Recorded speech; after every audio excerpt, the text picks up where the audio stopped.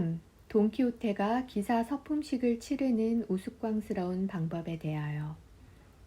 이런 생각으로 지친 돈키호테는 객주집에 먹을 것도 없는 식사를 간략하게 마친 후 주인을 불러 마구간으로 같이 가서는 그 앞에 무릎을 꿇고 말했다. 귀하신 분이여, 내가 바라는 바를 들어주실 때까지 이 자리에서 일어나지 않겠습니다. 그것은 성주님의 명성을 높이고 인류에게 이익이 되는 일이기도 합니다. 주인은 손님이 발밑에 꿇어앉아 이와 같은 말을 하니 어떻게 해야 할지, 무슨 말을 해야 할지 몰라 얼떨떨한 채 그저 그를 바라보고만 있었다. 아무리 일어나라고 사정을 해도 꿈쩍하지 않자 주인은 결국 부탁을 들어주겠노라 대답할 수밖에 없었다. 위대하신 분이라는 것을 진작 알았습니다, 성주님. 돈키호테는 말했다. 관대하시니 내 청을 말씀드리겠습니다. 다름이 아니오라 내일 당장 이 사람의 기사서품식을 베풀어 주십시오. 오늘 밤 귀하의 성에 있는 예배당에서 밤새워 갑옷을 지키겠습니다. 그리고 말씀드렸다시피 내일은 이 사람이 바라던 소망이 이루어지는 날입니다. 그러한 후 기사로서 모험을 찾아 세상 방방곡곡을 돌아다니겠습니다. 도움이 필요한 사람들을 위한 이 일이야말로 기사의 본분이며 이렇게 공적을 세우고자 하는 것이 나와 같은 편력기사들이 해야 할 일이라고 생각합니다. 앞서 말했듯이 객주집 주인은 교활한 면이 있는 자로 벌써 자기 손님의 분별력에 문제가 있다는 것을 어느 정도 눈치채고 있던 터였다. 이 말을 듣자 그는 자기 생각이 틀림없다고 단정하고 그날 밤 웃음거리나 만들어보자는 속셈으로 그의 기분을 맞춰주기로 했다. 주인은 그대가 원하고 요구하는 일은 아주 지당한 것이고 그러한 결심은 그대처럼 우아한 외모를 내보이는 아주 훌륭한 기사들이나 할 수 있는 법이라고 말했다. 그리고 자기도 젊었을 때 모험을 찾아 세상을 돌며 그런 명예로운 수행에 몸을 바쳤던 사람이라고 덧붙였다. 그는 악당과 불량배와 떠돌이들의 천국인 말라가의 페르첼레스, 리아란의 섬들, 세비야의 콤파스, 세고비아의 아소게호, 발렌시아의 올리베라, 그라나다의 론디아, 살루카르 해변, 코르도바의 포트로, 톨레도의 벤티아스를 비롯한 여러 다른 곳들을 두루두루 돌아다니며 날쌘 발과 날렵한 손으로 애꾸는도 많이 만들고 과부들도 많이 유혹하고 처녀들도 많이 범하고 후견인들에게 맡겨진 미성년자들도 많이 속이고 해서 결국은 에스파냐에 있는 거의 모든 관청과 법정을 들락거렸다고 말했다.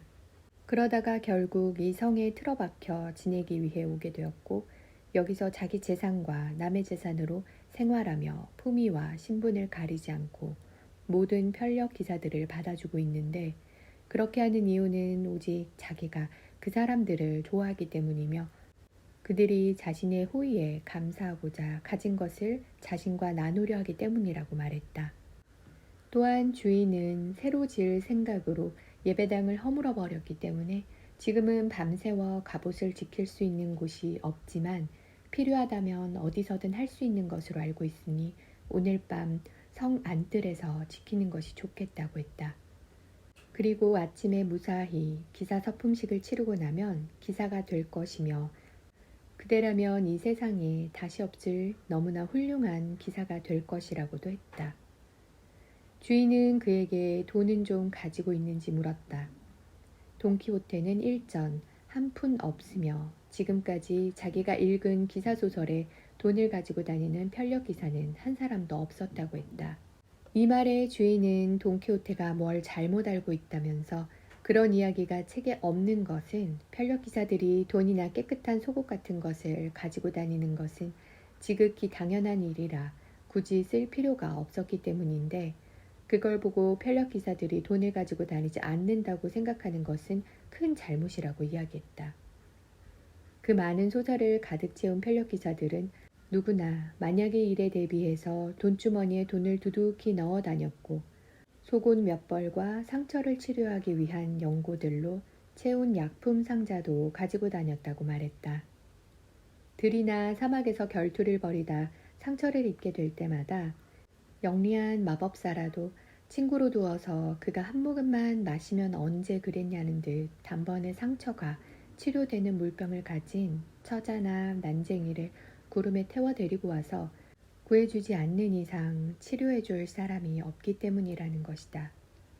그런 방법이 없을 때는 옛날 기사들도 자기 종자들에게 돈이며 실이며 치료용 연고 같은 필요한 물건들을 준비하게 했는데, 종자가 없을 때는, 이것은 아주 드문 경우이지만, 기사 자신이 아주 얇은 자루에다 이 모든 것들을 넣고 아주 중요한 다른 물품인 것처럼 사람들 눈에 거의 띄지 않는 말 엉덩이에 싣고 다녔다고 했다.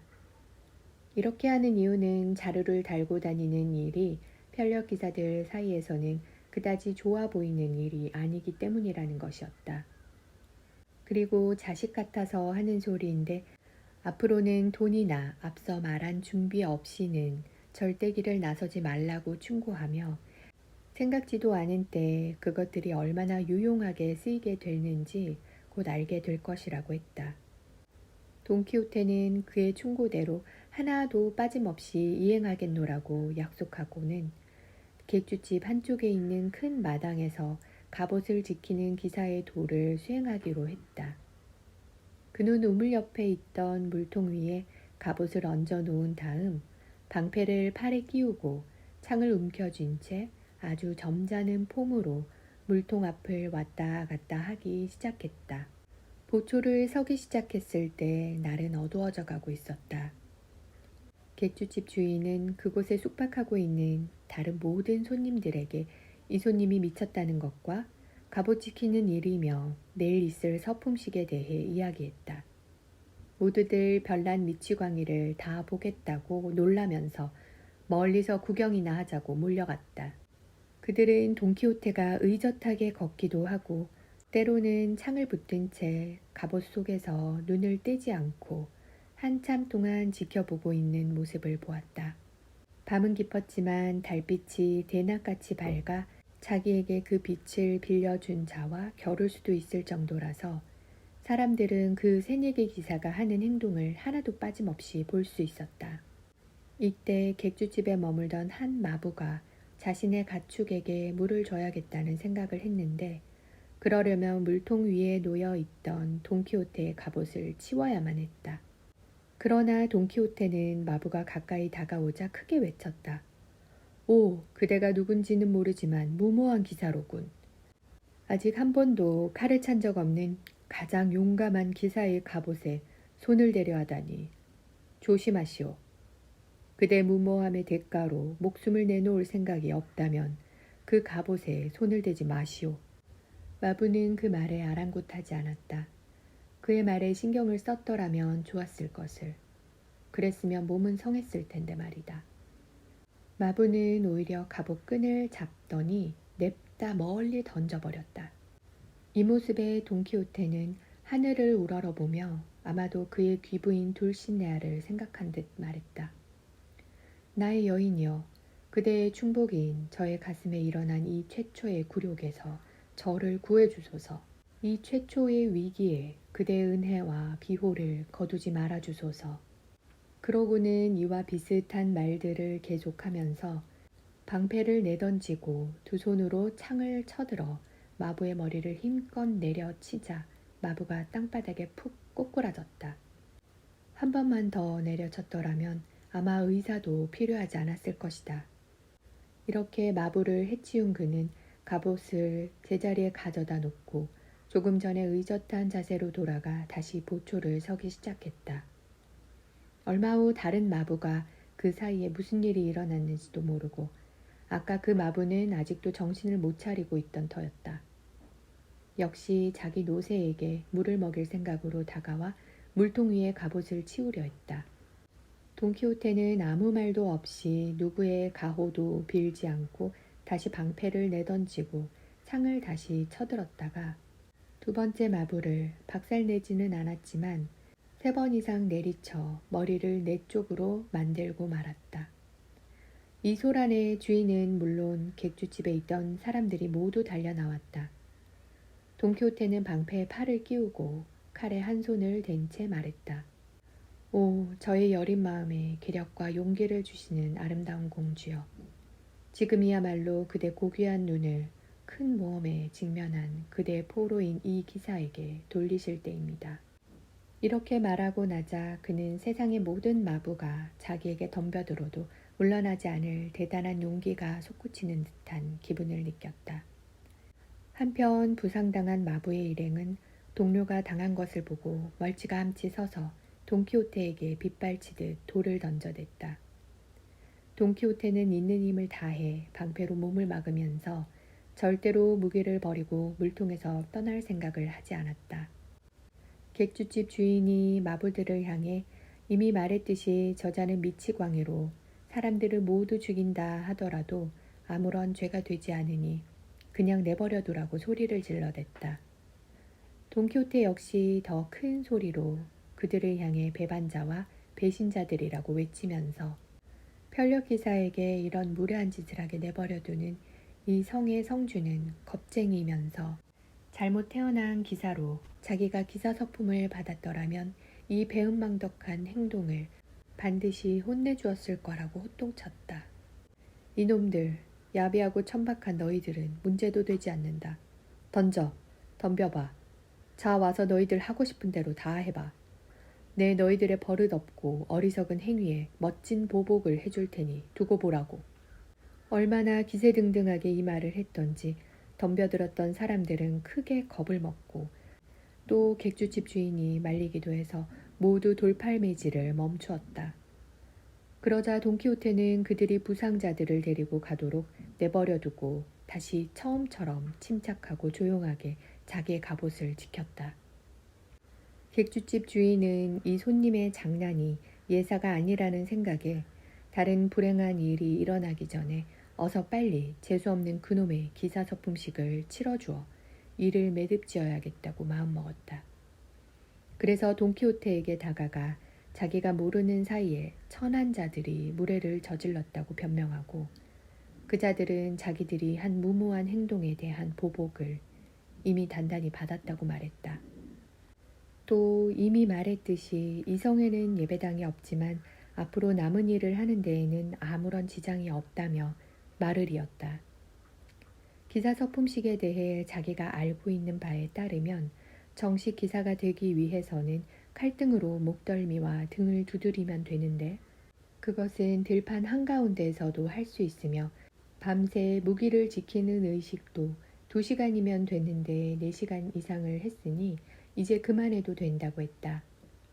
돈키호테는 그 말을 고지곳대로 믿고 자신은 곧 그의 말을 따를 생각이니 최대한 간단하게 의식을 맞춰주기를 바란다고 대답했다. 또다시 공격을 당하게 되면 그때는 이미 기사가 된 후이니 성에 목숨 붙은 사람은 하나도 남겨놓지 않을 생각이라는 것이었다. 물론 자신은 성주님을 존경하므로 성주님이 부탁하는 사람은 살려주겠다고도 했다. 이런 말을 듣고 겁이 난 성주는 당장 마부들에게 주는 집과 보리를 적어놓은 장부를 한 권 챙겨왔다.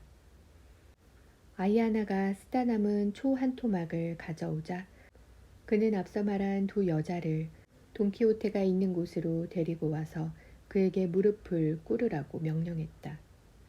그러고서 마치 무슨 경건한 기도문을 암송하듯 그 장부를 읽어나가다가 중간에 손을 들어 돈키호테의 목덜미를 세게 후려친 후 기도하는 것처럼 입속으로 뭐라고 중얼거리면서 칼등으로 돈키호테의 등을 지독스레 내리쳤다. 그런 다음 여자들 중 한 명에게 기사에게 칼을 채워주라고 명령하자 여자는 아주 침착하고 신중하게 그 일을 했다.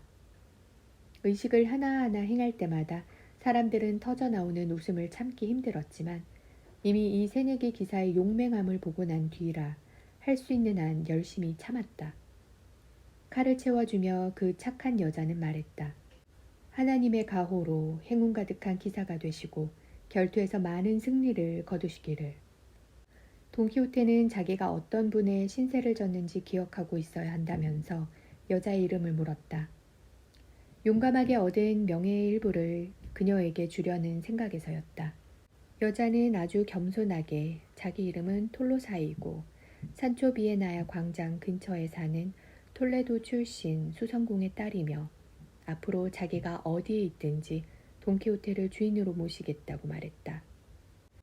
돈키호테는 감사의 뜻으로 경칭을 붙이는 은혜를 베풀겠으니 앞으로 도냐 톨로사라고 부르도록 하라 했다. 그녀는 그러기로 약속했다. 다른 여자는 그에게 박차를 끼워주었는데 칼을 채워준 여자와 나눈 대화와 거의 똑같은 말이 오갔다. 그녀의 이름을 묻자 그녀는 라 몰리네라라고 하며 안테켈라의 정직한 방앗간집 딸이라고 했다. 돈키호테는 이 여자에게도 역시 새로운 봉사와 은혜를 베풀 것이라면서 경칭을 이름 앞에 놓아 도냐 몰리네라라고 부르도록 하라 했다. 생전 보지도 못한 의식을 눈 깜짝할 사이에 벼락치기로 끝내자 돈키호테는 한시바삐 말을 타고 모험을 찾아 떠나고 싶어 견딜 수가 없었다. 그리하여 로신한테 안장을 얹고 올라탄 후 객주집 주인을 부둥켜 안고 자기에게 기사 서품식을 베풀어 준 것에 대해 고마움을 표하며 글로써 옮겨놓을 수도 없는 아주 이상한 말들을 했다. 이제야 그를 객주집에서 내보내게 된 주인은 돈키호테보다는 짧게 말했지만 그에 못지않은 미사여구를 써가며 그의 말에 답했고 숙박비를 받을 생각도 없이 그냥 잘 가라고 내보냈다.